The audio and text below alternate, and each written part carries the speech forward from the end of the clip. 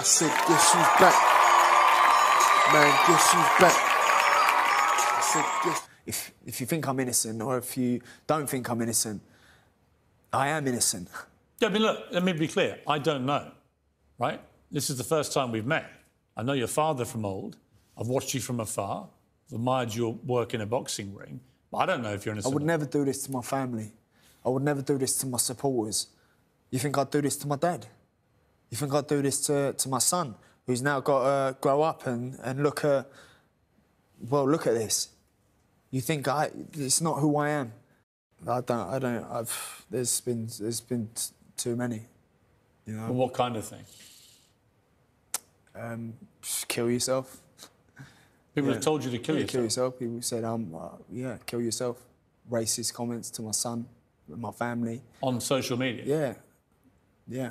Take it, dollars, wherever you cite. Does this all sound, from what I've said about the testimony, manipulation, manufacturing, concealing evidence, from what I'm saying to you, does that sound... Listen, you sound like you have a welter of information, but I cannot for the life of me understand why you wouldn't then give it to the governing body. It's down to them whether you fight in this country again. Yeah. I don't understand that. That to me makes no sense. Because I can get a licence elsewhere.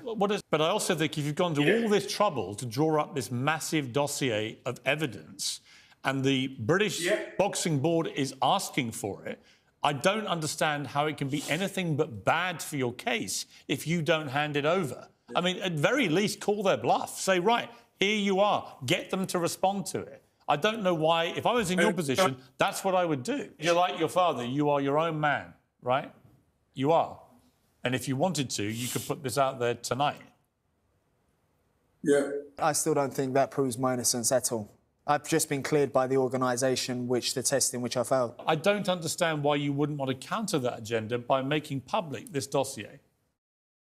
What's going on, boxing fans? Welcome to Backchat TV. So, before we get into this Conor Benn interview, you're probably wondering why I am not talking myself. Well, I have quite a bad cold, which made me reluctant to talk on video, but I still wanted to give my views on Conor Benn, so I decided to use a voiceover.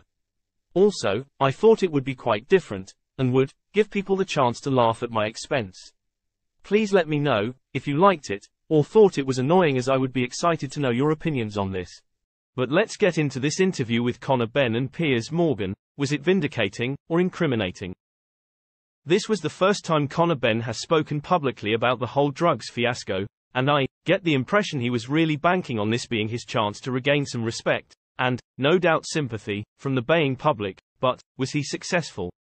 Well, in my view, there are a few things that the British public in particular have never liked, and that is virtue signalling, playing the victim, and passing the blame, or not taking any accountability. Unfortunately for Benn, he did all of these things. This was also made worse by the fact that Piers Morgan gave him countless opportunities to show that he was willing to do what it takes to clear his name. But Benn passed up on all of those opportunities, instead choosing to focus on how hard life has been and how depressed he has been since the world turned against him. He never gave an adequate answer for why he has decided not to disclose the 270-page report to the British Boxing Board of Control. He continued to circumvent this perfectly reasonable question with completely pointless rhetoric, claiming that the board has always disliked his old man and now have it out for him. He said that he is innocent and is not the kind of person to cheat, whatever that means. He said that he would rather fight somewhere else than give them the report, which made it appear that he does not care about fighting in the United Kingdom in front of the British fans, and this ultimately sealed his fate as someone who is obviously trying to get away with something. No proof of innocence, no indication of why the substance was in his body. Instead, he said he does not even think there was any substance in his body. All considered, the interview was a nightmare and an absolute car crash to watch. He said a whole lot of nothing and seemed to be horrifically unaware of coming across as a self-entitled loser who is just trying to deflect the blame onto everyone else. However, I could be completely wrong in my assessment. Maybe you guys thought he came across as genuine, or at least gave a good account of himself. Either way, let me know in the comments below what you thought, as I thought it was an absolute disaster.